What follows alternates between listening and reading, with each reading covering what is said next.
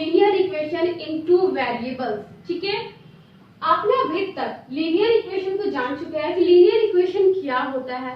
Linear equation वो equations होते हैं जिसकी पावर, जिस इक्वेशंस की जो पावर डिग्री, जिस इक्वेशंस की वेरिएबल की जो पावर होती है वो सिर्फ 1 होती है। अगर वो 1 होगी तो उसे हम क्या कहेंगे, linear equation. For example linear equations, ठीक है, लीनियर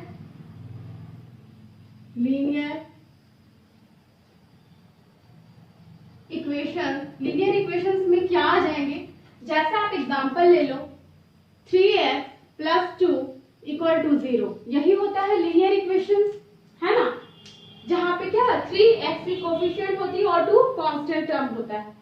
अब हम यहाँ पे देखो linear equations in two variables में पढ़ने वाले हैं। आपने लीनियर इक्वेशन में पढ़ा जिसकी वेरिएबल्स की पावर या डिग्री बोले वो सिर्फ और सिर्फ 1 होती हो। x में पावर कुछ नहीं, मतलब इसकी डिग्री 1 है, इसकी पावर क्या है, 1 है। 1 है में से लीनियर इक्वेशन है। यहाँ पे सिर्फ और सिर्फ क्या है, एक ही वेरिएबल्स है, वो क्या है, x है ना। तो अब हमें क्या पढ़ना है इस चैप्टर 3 में, लीनियर इक्वेशंस पढ़ने हैं, बट क्या पढ़ने हैं, इन टू वेरिएबल्स में। अब टू वेरिएबल्स जैसे for example linear equations in two variables में, linear equation in two variables, तो टू वेरिएबल्स में क्या आ जाएंगे मेरे, वहां यहाँ पे देखना है। तो linear equation in two variables में जिसमें क्या हो, टू वेरिएबल्स हो, नाम से पता चल रहा है। जैसे कि इसी इक्वेशन को लिख दो 3x प्लस, यहाँ पे तो एक दिख रहा है वेरिएबल x प्लस 2y, है ना, इज इक्वल टू 0। ये भी क्या है, मेरा लीनियर इक्वेशन है 3x प्लस 2y, और यहाँ पे हम एक कांस्टेंट टर्म भी लिख देते हैं प्लस 2 इज इक्वल टू 0। ये लीनियर इक्वेशंस है। यहाँ पे देखो लीनियर इक्वेशंस यहाँ पर भी है, लेकिन इसका एक जनरल फॉर्म देखते हैं। इसका जनरल फॉर्म में देखा जाए तो इसको हम लिख सकते हैं ax plus by plus c is equal to 0। ये होता है general form linear equations in two variables का। ठीक है, linear equation in two variables का ax plus by plus c is equal to 0। It means a जो है वो x का कोफिशिएंट है, b है y का कोफिशिएंट है और c कांस्टेंट टर्म है। बट यहाँ एक कंडीशन होता है कि where a not equal to 0 and b not equal to 0। इसमें कंडीशन है a भी 0 नहीं, a जो होना चाहिए वो 0 नहीं होना चाहिए और b भी 0 नहीं होना चाहिए। अगर a 0 हो गया, b 0 हो गया तो सिर्फ बचेगा क्या, आपका कांस्टेंट टर्म, जो कि लीनियर इक्वेशंस नहीं कहलाएगा। लीनियर इक्वेशंस के लिए a और b 0 नहीं होने चाहिए। ठीक है, यहाँ तक तो समझ में आ गया लीनियर इक्वेशंस टू वेरिएबल्स का क्या मीनिंग है। ठीक है, बट यहाँ क्या कह रहा है कि पेयर ऑफ लीनियर इक्वेशन। अब पेयर बोल रहा है, पेयर में सब लोग समझते हो ना, जोड़ा। ठीक है, तो यहाँ देखते हैं पेयर, जैसे कि एग्जांपल ले लेते हैं पेयर के लिए। ठीक है, एग्जांपल में देखते हैं। तो एग्जांपल में आप यहाँ पे देखो कि इसका जो पेयर है, जैसा आप यहाँ पे ले सकते हो, दो पेयर लेंगे, कोई भी एग्जांपल लेंगे, जैसे ले लेंगे 3x plus 2y plus 5 is equal to 0। ठीक है, इसी का पेयर ले सकते हैं कुछ भी। ये क्या है आपका जनरल फॉर्म, जनरल फॉर्म है ये। तो पेयर ऑफ लीनियर इक्वेशन का जनरल फॉर्म क्या होगा, तो पेयर ऑफ लीनियर इक्वेशन का जनरल फॉर्म हम यहाँ देख सकते हैं, पेयर ऑफ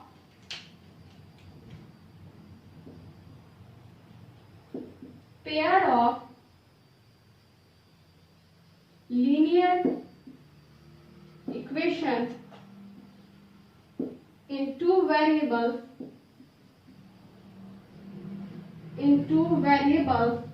ठीक है, बट इसको हम क्या देखेंगे, जनरल फॉर्म में देखेंगे, जनरल फॉर्म।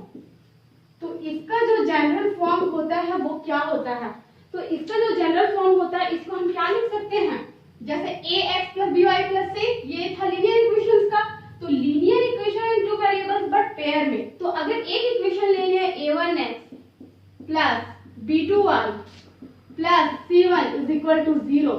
तो हम सेकंड इक्वेशन लिख सकते हैं a2x plus b2y plus c2 is equal to 0। यही होता है जनरल टर्म किसका, पेयर ऑफ लीनियर इक्वेशंस का, जहां पे a और b कभी भी 0 के फॉर्म में नहीं होने चाहिए। ठीक है, आई थिंक आपको ये समझ में आ गया होगा पेयर ऑफ लीनियर इक्वेशंस। ठीक है, a1 b2 a2 b2 ये क्या है, a1 b1, सॉरी मिस्टेक है यहाँ पे, a1 b1 y plus c1। तो a1 b1 c1 a2 b2 c2 ये मेरे रियल नंबर होंगे। ठीक है, रियल नंबर्स होंगे। और a2 b2 या a1 b1 ये सारे क्या है, कोफिशिएंट है। ठीक है, c1 c2 कांस्टेंट टर्म है। यहाँ तक आपको समझ में आ गया होगा। ठीक है, अब हम यहाँ पे देखेंगे इसे पेयर ऑफ लीनियर इक्वेशंस का इन टू वेरिएबल्स में हम देखेंगे कि इसका मेथड क्या है इसको सॉल्व करने का। ठीक है, तो मेथड हम यहाँ पे देखते हैं। अब हम यहाँ पे देखेंगे method to solve linear equations in two variables. ठीक है, मेथड देखेंगे इसको सॉल्व करने के तरीके कि कैसे हम लीनियर इक्वेशंस को सॉल्व करते हैं। तो इसमें टू मेथड्स होते हैं। फर्स्ट होता है ग्राफिकल मेथड, सेकंड होता है अलजेब्राइक मेथड। तो हम सबसे पहले देखेंगे ग्राफिकल मेथड। ठीक है, तो ग्राफिकल मेथड में भी 3 टाइप्स होते हैं, मतलब 3 क्या होते हैं, मेथड होते हैं। और अलजेब्राइक मेथड में भी 3 मेथड्स होते हैं। ठीक है, तो सबसे फर्स्ट हम क्या करेंगे, फर्स्ट ऑफ ऑल हम देखते हैं ग्राफिकल मेथड को। ठीक है, तो ग्राफिकल मेथड को देखने के लिए हम सबसे पहले क्या करेंगे, कुछ एग्जांपल्स लेंगे। ठीक है, तो सबसे पहले इसको करते हैं, ग्राफिकल मेथड्स को हम यहाँ पे देखते हैं। ग्राफिकल मेथड्स में यहाँ पे क्या देखते हैं कि सबसे फर्स्ट किसका जनरल फॉर्म होता है, उसके कुछ एग्जांपल्स होते हैं। जनरल फॉर्म आपको पता है, लीनियर इक्वेशंस का क्या होता है, a1x b1 plus b1y plus c1 is equal to 0, pair में बता रही हूँ। और a2x plus b2y plus c2 is equal to 0, यही होता है। तो हम क्या करते हैं, इसके कुछ एग्जांपल्स ले लेते हैं। ठीक है, तो सबसे पहले ग्राफिकल मेथड को शो कर रहे हैं, तो एक एग्जांपल ले लेते हैं। यहाँ पर इसका एग्जांपल फर्स्ट में, पहले तो यहाँ पे हम आपको दिखाते हैं कि इसका हम a1 बाय a2 और b1 बाय, ये फर्स्ट, इसका फर्स्ट है a1 बाय a2 और b1 बाय b2 को चेक करेंगे। ठीक है, यहाँ पे क्या है कि हम कोफिशिएंट्स को चेक करते हैं। तो सबसे पहले हम यहाँ पे लिख देते हैं एग्जाम्पल में ले लेते हैं क्या, a1 by a2 b1 by b2 ना, तो ले लेते हैं यहाँ पे 2x plus 3y plus 8 is equal to 0। और सेकंड ले लेते हैं 3x प्लस 4y ले लेते हैं, 4y plus 2 is equal to 0। यहाँ आप देख सकते हैं कि पेयर में लीनियर इक्वेशंस के 2 एग्जांपल्स लिए हमने, एक 2x plus 3y plus 8 is equal to 0, second है 3x plus 4y plus 2 is equal to 0।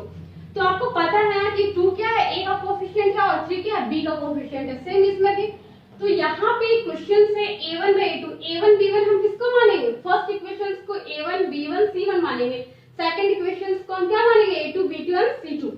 तो यहाँ पे हमको चेक करना है a1 by a2 b1 by b2 equal है या नॉट इक्वल है, ये दोनों इक्वल है या नहीं इक्वल है, हमको ये चेक करना है। तो सबसे पहले हम चेक करते हैं a1 बाय a2 और b1 बाय b2 को। तो आप यहाँ पे देखो a1 by a2 b1 by b2 को चेक करते हैं, तो a1 बाय a2 क्या हो जाएगा, मींस 2 बाय 3 होगा ना a1 बाय 2, और b1 बाय b2 मींस क्या 3 बाय 4, तो 3 बाय 4। आप देखो यहाँ पे इन दोनों में कुछ भी इक्वल दिख रहा है, नहीं इक्वल है, तो ये जो है इक्वल नहीं है। इट मींस आप यहाँ पे लिख सकते हो ये इक्वल नहीं है। तो जब भी कोई सॉल्यूशन अगर a1 बाय a2 इक्वल नहीं है, तो आपको c1 c2 को चेक करने की जरूरत नहीं है। ठीक है, तो फर्स्ट तो यहीं पे हो जाता है कि अगर a1 equal to a1 by a2 not equal to b1 by b2 है, इट मींस ये क्या है, इसका फर्स्ट हम दिखा सकते हैं कि ये जो है इसमें ये क्या है, यहाँ पे देखो इसका जो ग्राफ बनेगा ना, ग्राफिकल हम मेथड बता रहे हैं, तो इसको हम ग्राफिकल मेथड से शो करने की कोशिश करते हैं। तो अब देखो ग्राफिकल मेथड, इसका लाइन कुछ इस तरह से आएगा,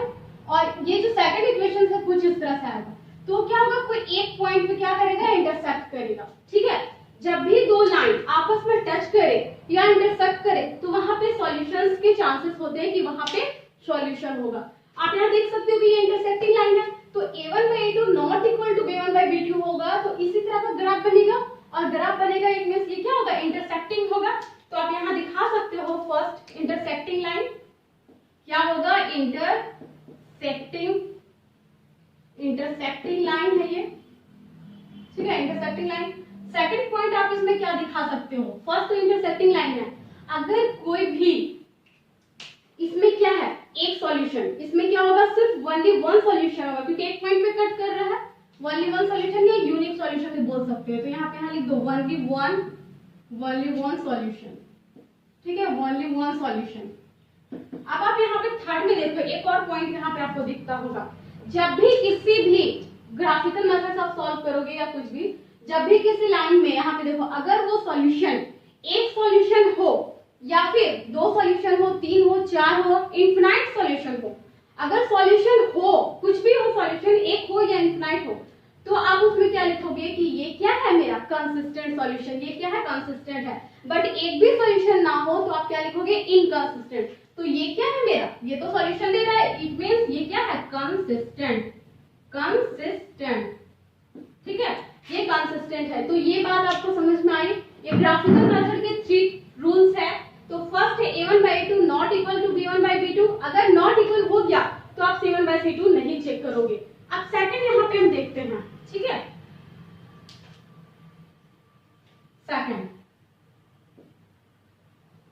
सेकंड में हम क्या करेंगे, कोई एग्जांपल्स फिर से ले लेते हैं।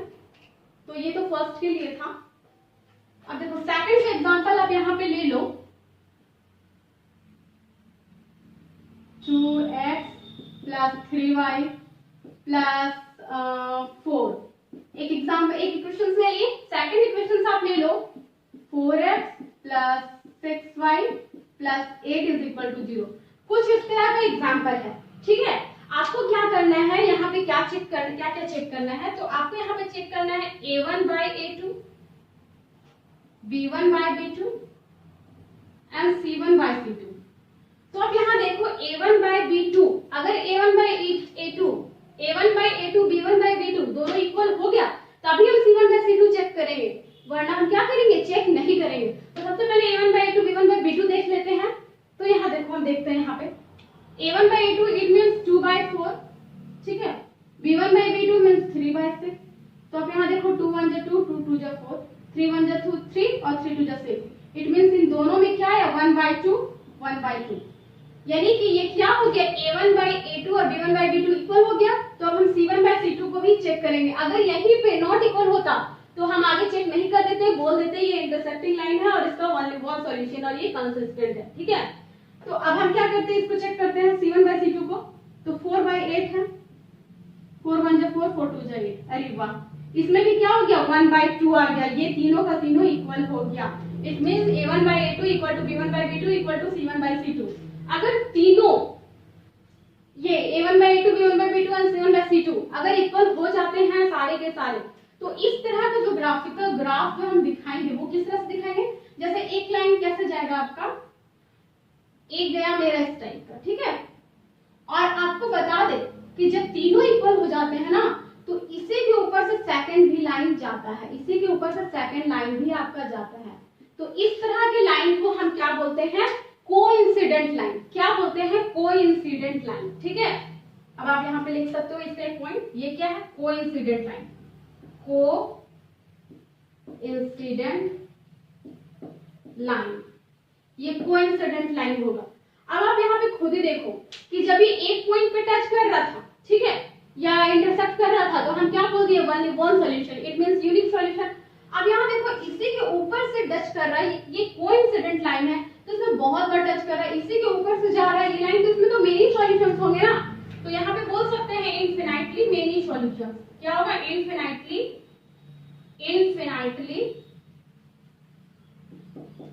Many solutions, many solutions. क्यों होगा, क्योंकि ये क्या है, कोइंसिडेंट लाइन है। और जब सॉल्यूशन हो, एक हो या मेनी सॉल्यूशंस हो, आप क्या लिख सकते हो उसमें, कंसिस्टेंट ना इनकंसिस्टेंट नहीं, क्या होगा वो, कंसिस्टेंट होगा, कंसिस्टेंट, कंसिस्टेंट। आई होप कि आपको ये दो मेथड तो समझ में आ गए होंगे। अब हम यहीं पे देखते हैं थर्ड मेथड, ठीक है। थर्ड मेथड को आप देखो यहाँ पे, ये अभी सिर्फ और सिर्फ ग्राफिकल की बात हो रही है। अब हम यहाँ पे देखते हैं थर्ड में आपने अभी तक देखा a1/a2 not equal to b1/b2 हो गया, आप इसको चेक नहीं किए, नॉट इक्वल हो गया तो इक्वल हो गया तो चेक किए। अब ऐसा भी तो हो सकता है कि इसमें नॉट a1/a2 b1/b2 इक्वल हो के भी c1/c2 नॉट इक्वल हो। चलो उस तरह भी चेक कर लेते हैं। क्या चेक करना है, a1/a2 चेक करना है, b1/b2 चेक करना है एंड c1/c2 चेक करना है ना। तो सबसे पहले तो इसके लिए एक एग्जांपल लेना पड़ेगा, तो हम यहाँ पे एक एग्जांपल ले लेते हैं। जैसे एग्जांपल ले लेते हैं यहाँ पे, यहाँ पे ले लेते हैं 3x plus 2y minus 4 is equal to 0। एक एग्जांपल तो ये हो गया लीनियर इक्वेशंस का, और दूसरा ले लेते हैं हम 6x plus 4y plus 9 is equal to 0। तो कुछ इस तरह के आपके पास भी इक्वेशंस होंगे। तो इस तरह के इक्वेशंस में हम सबसे पहले a1/a2 equal to b1/b2 check करते हैं इक्वल है या नहीं है। तो जब हम चेक करते हैं तो a1/a2 चेक करना है, इट मींस 3/6, ठीक है। b1/b2 चेक करना है, it means 2/4 and c1/c2 means -4/9। अभी हम इक्वल नहीं दिखाएंगे क्योंकि हमें नहीं पता ये इक्वल है भी या नहीं। तो यहाँ देखते हैं 3 1 3 3 2 6 2 1 2 2 2 4, ये नहीं कटेगा। आप देख सकते हो 1/2 ये इक्वल है बट ये नॉट इक्वल है, ठीक है। 1/2 equal to 1/2 but not equal to -4/9। It means क्या, a1/2 इक्वल टू b1/b2 है ना, but not equal to c1/c2। ये अलग केस आया। तो यही 3 टाइप्स होते हैं। अब आप देखो इस तरह के इक्वेशंस में किस तरह का ग्राफ बनता है। तो आप देखो ये जो है ना इक्वेशन, उसके लिए आप यहाँ पे दिखा सकते हो कि आप मान लो कि एक जो है इसका कुछ इस तरह से लाइन जाएगा, ठीक है, और दूसरा जाएगा कुछ इस तरह से जाएगा। तो आप देखो ये कहीं भी आपको लग रहा है कि ये टच करेगा या इंटरसेक्ट करेगा, नहीं। तो ये जो लाइन है ना वो पैरेलल लाइन होते हैं, ठीक है। तो आपका यहाँ पे पॉइंट्स मिला, यहाँ पे लिख सकते हो ये कौन सा लाइन है, ये है पैरेलल लाइन, पैरेलल लाइन। ये कौन सी लाइन है, पैरेलल लाइन, ठीक है। अब आप यहाँ पे देखो अगर ये पैरेलल लाइन है तो ये तो कहीं टच नहीं कर रहा है, ना ही इंटरसेक्ट कर रहा है। तो इसमें जो सॉल्यूशंस होंगे, कोई सॉल्यूशन होगा क्या, नहीं होगा। तो इसमें आप लिख सकते हो नो सॉल्यूशन, ठीक है, नो सॉल्यूशन, सॉल्यूशन ही नहीं है। और अगर नो सॉल्यूशन है तो ये क्या है, इनकंसिस्टेंट है। क्या है, इनकंसिस्टेंट, इनकंसिस्टेंट, ठीक है। आई होप कि आपको ये ग्राफिकल मेथड, ये जो 3 ग्राफिकल मेथड के 3 मेथड्स है वो आपको बहुत अच्छे से समझ में आए होंगे, ठीक है। तो आप इसे नोट डाउन कर लो। और अब हम देखते हैं यहाँ पे सेकंड मेथड, अलजेब्राइक मेथड। अब हम क्या पढ़ेंगे, इस अलजेब्राइक मेथड को यहाँ पे पढ़ेंगे, ठीक है। अभी हमने पढ़ा ग्राफिकल मेथड, लीनियर इक्वेशंस को सॉल्व करने के लिए ग्राफिकल मेथड पढ़ा। लेकिन अब हम इसी का सेकंड मेथड पढ़ेंगे जो है अलजेब्राइक मेथड। अलजेब्राइक मेथड भी हम पढ़ सकते हैं। जिस तरह से ग्राफिकल मेथड में 3 मेथड्स हुए यूज, उसी तरह से अलजेब्राइक मेथड में हम 3 मेथड्स का यूज कर सकते हैं। आप कोई एक मेथड का यूज करके आप अलजेब्राइक मेथड से प्रूफ कर सकते हो, सॉरी सॉल्यूशंस निकाल सकते हो। तो अब हमने देखा अलजेब्राइक मेथड में 3 मेथड्स होते हैं। फर्स्ट होता है सब्स्टिट्यूशन मेथड, सेकंड होता है एलिमिनेशन मेथड एंड थर्ड होता है क्रॉस मल्टीप्लिकेशन मेथड। तो हम यहाँ सबसे पहले देखेंगे, क्या देखेंगे, सब क्या क्या होता है। फर्स्ट होता है सब्स्टिट्यूशन मेथड,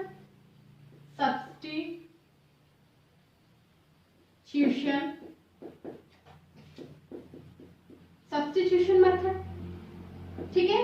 सेकंड आप देख सकते हो इसी का क्या होता है, elimination method, elimination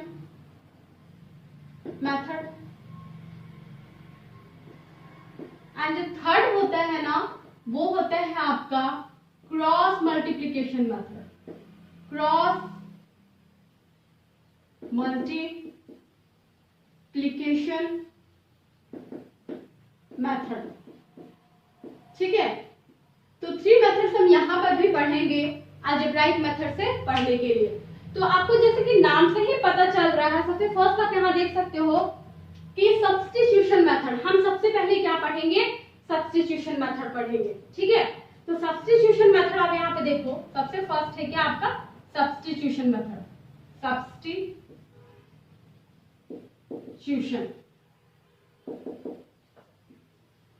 substitution method में आप यहाँ पे ध्यान दो, सब्स्टिट्यूशन मेथड में नाम से ही लग रहा है सब्स्टिट्यूट करना।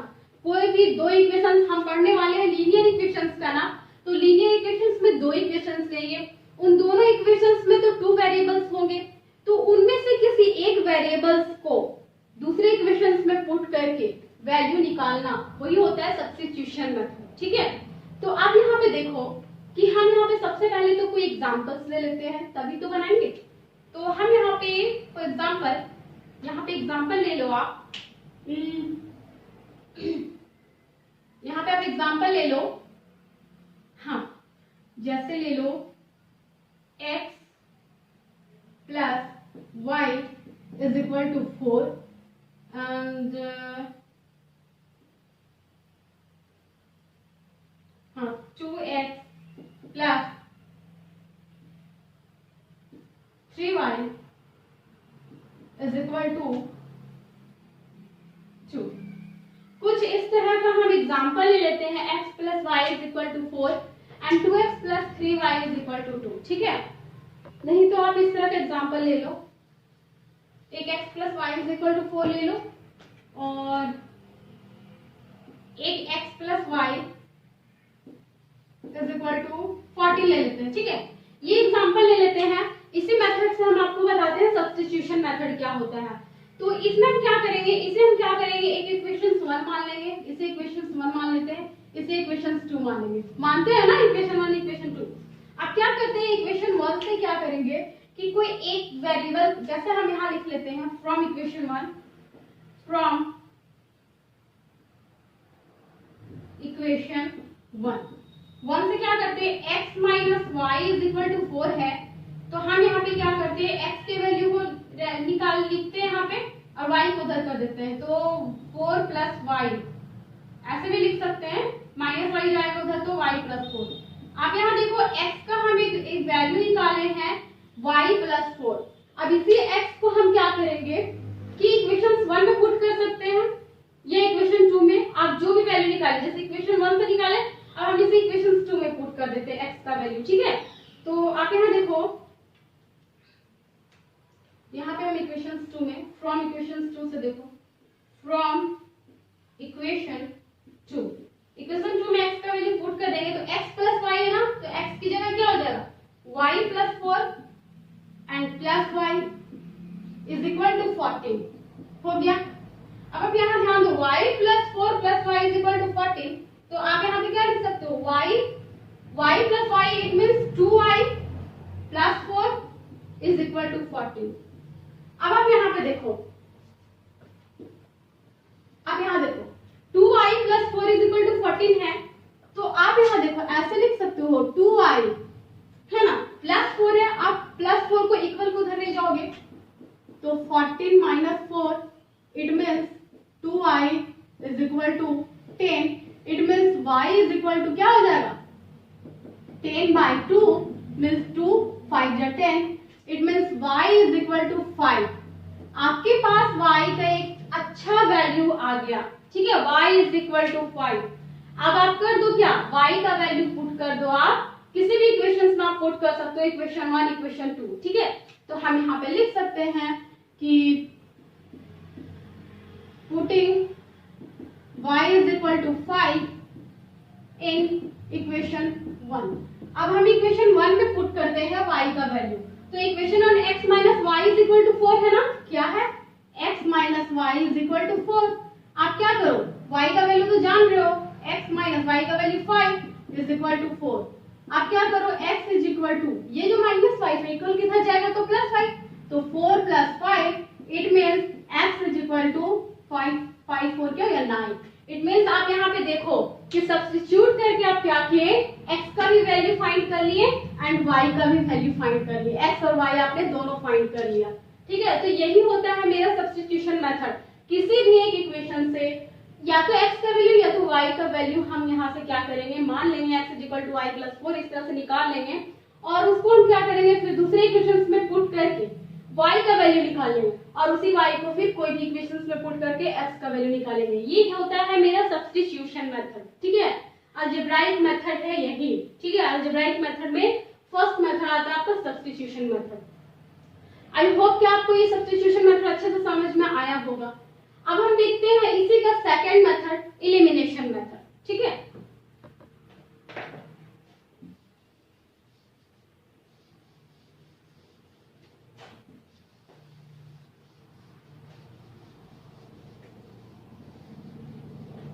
हमें क्या पढ़ना है, एलिमिनेशन मेथड पढ़ना है। एलिमिनेशन मेथड, जैसा कि नाम से ही पता चल रहा होगा आपको, एलिमिनेशन मेथड मतलब इट मींस कि जैसे कि लीनियर इक्वेशंस में दो वेरिएबल्स होते हैं ना x और y, तो किसी एक वेरिएबल को एलिमिनेट कर देना। एलिमिनेट मींस वहां से उसे रिमूव कर देना, है ना, और दूसरी इक्वेशंस दूसरे वेरिएबल को वहां से फाइंड करना। तो वही होता है मेरा एलिमिनेशन मेथड, किसी को एलिमिनेट करना, किसी वेरिएबल्स को। तो यहाँ पर भी हम क्या करेंगे, कुछ एग्जांपल्स लेंगे। जैसे कि आप यहाँ पे ले लो फॉर एग्जांपल 2x ले लो एंड -y, ठीक है, = 4। सेकंड लेते हैं 3x + 2y = यहाँ पे 10 ले लेते हैं, ये ले लेते हैं 2, ये ले लेते हैं 10।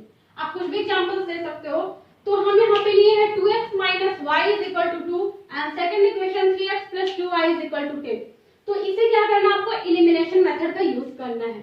तो इसके लिए सबसे पहले आपको क्या करना पड़ेगा, या तो x का या फिर y का, दोनों में से किसी एक को क्या करना पड़ेगा, या तो x या तो y, दोनों के वैल्यू को जो इसका कोएफिशिएंट है उसको क्या करना पड़ेगा, सेम करना पड़ेगा, तभी तो हम उसे एलिमिनेट करेंगे कट करके, है ना।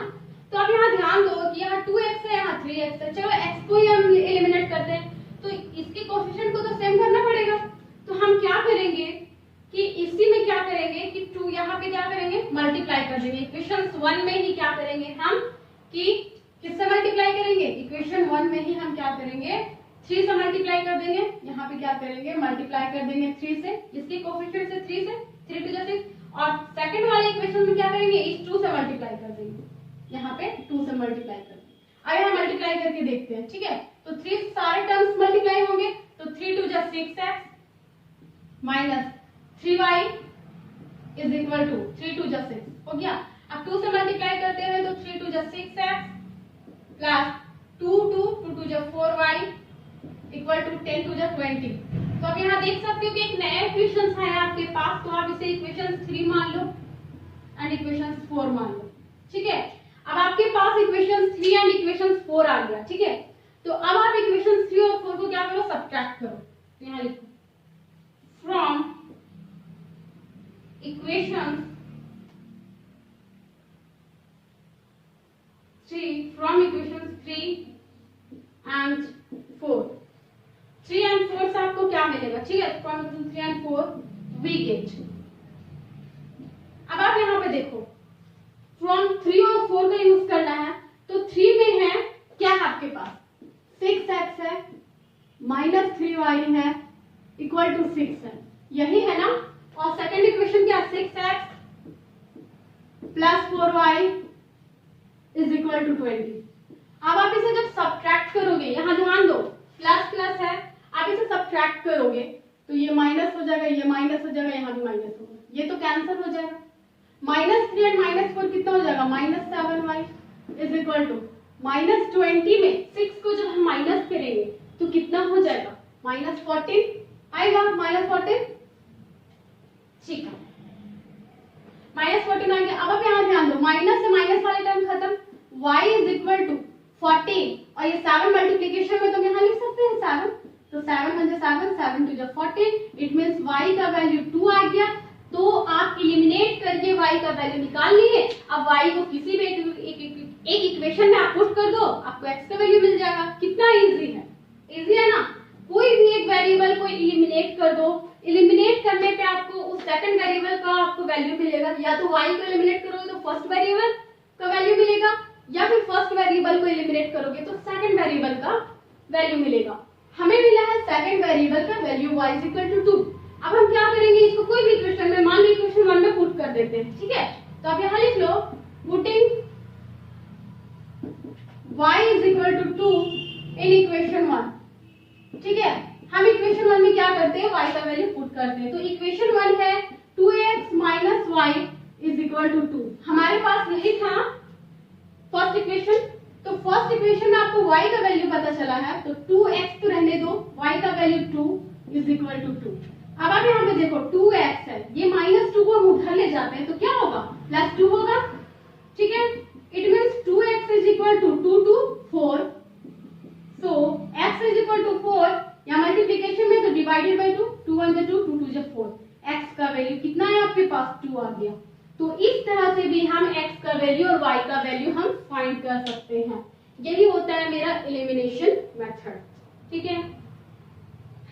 अब हम क्या देखेंगे, अब हम देखेंगे ये सेकंड था आपका एलिमिनेशन मेथड, जो कि आप अच्छे से समझ गए हो। फर्स्ट आपने पढ़ा सब्स्टिट्यूशन, सेकंड पढ़ा आपने एलिमिनेशन। अब नेक्स्ट पढ़ेंगे हम क्रॉस मल्टीप्लिकेशन मेथड, ठीक है। देखते हैं।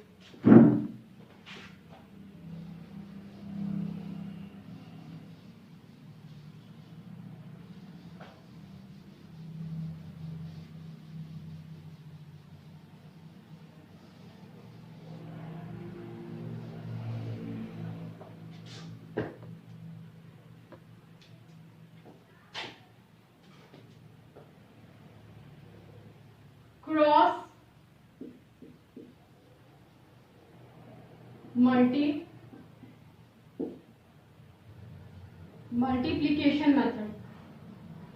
मल्टीप्लिकेशन मेथड, ठीक है। ये है आपका 3 नंबर। तो आप क्रॉस मल्टीप्लिकेशन मेथड में भी क्या पढ़ोगे, तो इस तरह से दो इक्वेशन ले लोगे, 2x minus y is equal to 2 और 3x plus 2y is equal to 10। चलिए यही रहने देते हैं, यही इक्वेशंस रहने देते हैं। अब आप यहाँ पे देखो, इसी इक्वेशन से भी आप क्रॉस मल्टीप्लिकेशन मेथड को बना सकते हो।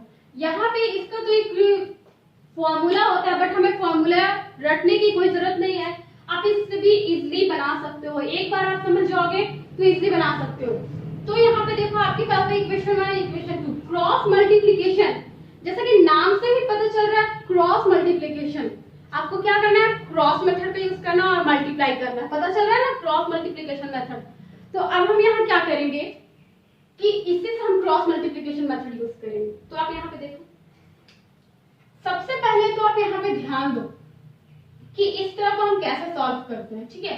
सबसे पहले तो आप यहाँ x लिख लो, उसके बाद क्या आपके पास वेरिएबल y है, और आपके पास c में जब नहीं है कुछ तो आप यहाँ पे 1 मान सकते हैं ना, 1 मान सकते हैं।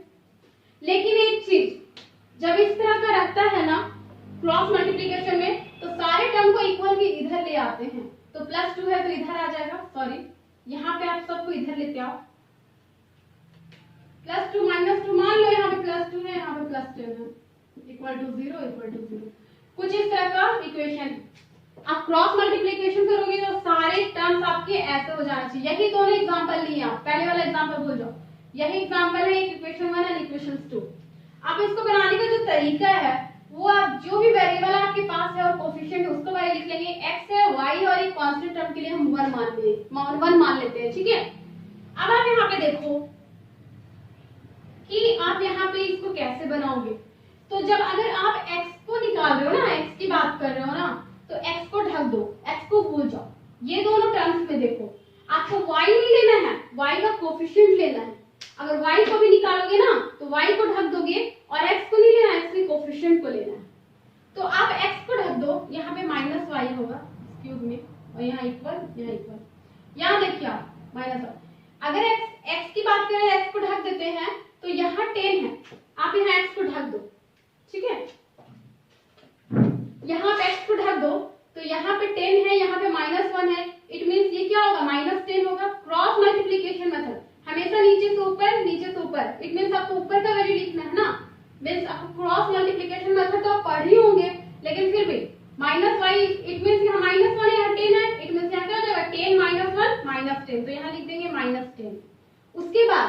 बीच में आप क्या लगाओगे, हमेशा माइनस का साइन लगाओगे। अब सेकंड वैल्यू देखते हैं, यहाँ पे 2 है, यहाँ पे 2, 2 2 जा 4, तो यहाँ 4 लिख दिए।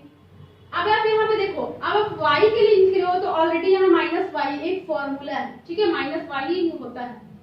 अब आप माइनस वाई को ढक, माइनस वाई है तो इट मींस y के टर्म को ढक दो, तो आपके पास 2x एंड 3x है, 2 और 10 है, तो आप यहाँ देखो 10 2 जा 20, तो यहाँ 20 लिख दो। बीच में क्या लगता है, माइनस लगता है। उसके बाद यहाँ पे 3 और 2 है, तो 3 2 जा 6, ठीक है। अब यदि हम कांस्टेंट टर्म में लिखते हैं, कांस्टेंट टर्म के लिए कांस्टेंट टर्म ढक देंगे, तो आपके पास से क्या x और y वाला टर्म दिखेगा आपको। आपने ढक दिया इसको, ठीक है, कांस्टेंट टर्म को, आपके पास सिर्फ यही बच रहा है x y। तो x y नहीं लेना है, इसके कोएफिशिएंट को लेना है। तो x y के लिए आप सबसे पहले यहाँ पे देखो, यहाँ पे देखो, आपको ऊपर वाला टर्म लेने हैं ना। जैसे आपने x में किया ना, x को ढक करके -10 -4, y को ढक करके आपने क्या किया, 10 2 जा 20 लिया आपने और 3 2 जा 6 लिया, ठीक है। उसी तरह 1 इस कोएफिशिएंट को ढक करके यहाँ पे क्या करेंगे, 2 2 जा 4, यहाँ पे 4 लेंगे, 2 2 जा 4।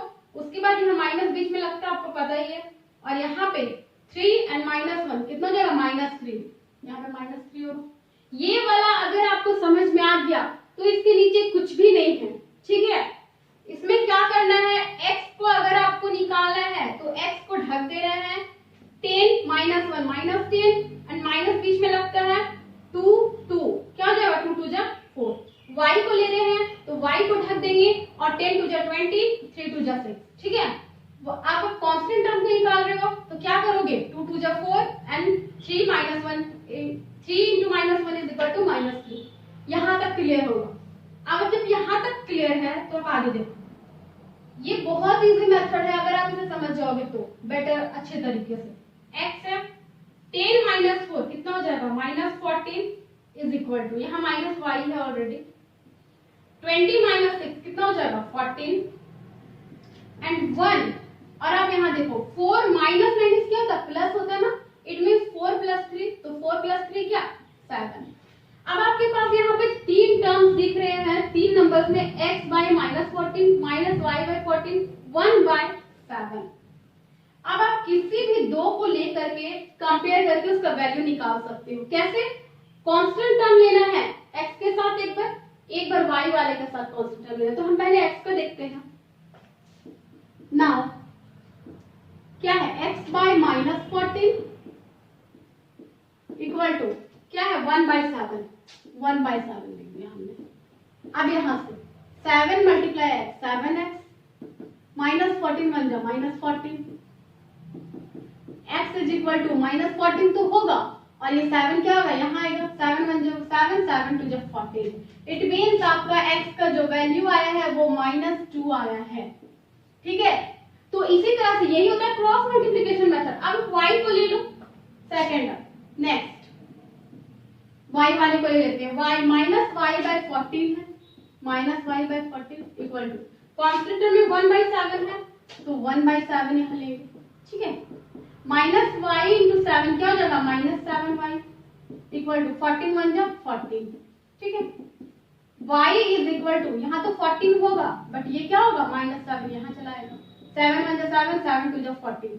आप यहाँ देखो y का भी वैल्यू क्या है आपके पास, -2 आया। तो इस तरह से भी आप क्या कर सकते हो, क्रॉस मल्टीप्लिकेशन मेथड से x और y का वैल्यू फाइंड कर सकते हो। आई थिंक आपको क्रॉस मल्टीप्लिकेशन मेथड भी अच्छे से समझ में आ गया होगा। बस आपको याद रखना है, अगर कुछ भी आपको रिमेम्बर रखना है तो हमेशा ये रिमेम्बर रखना है, x डिवाइडेड बाय में, आप डिवाइडेड बाय में भूल जाओ, बस x equal to -y equal to constant के लिए 1। यहाँ x लिखेंगे, यहाँ -1 लिखेंगे, यहाँ पे 1 लिखेंगे, -y लिखेंगे, यहाँ पे 1 लिखेंगे। और जब भी x के लिए अगर आप लिख रहे हो तो x वाले टर्म को भूल जाना है, ये दो टर्म्स को लेना है। अगर y वाले को लिख रहे हो तो y को भूल जाना है और x को लिखना है और कांस्टेंट टर्म को लिखना है, और कांस्टेंट वाले को लिख रहे हो तो यही दोनों टर्म्स को लिखना है। यही बात याद रखना है। आई थिंक यहाँ तक आपको क्लियर होगा। आज हमने pair of linear equation in 2 variables को कितने सारे मेथड सॉल्व करने के तरीके वो आपने अच्छे से जाना होगा, ठीक है। Thank you, have a nice day.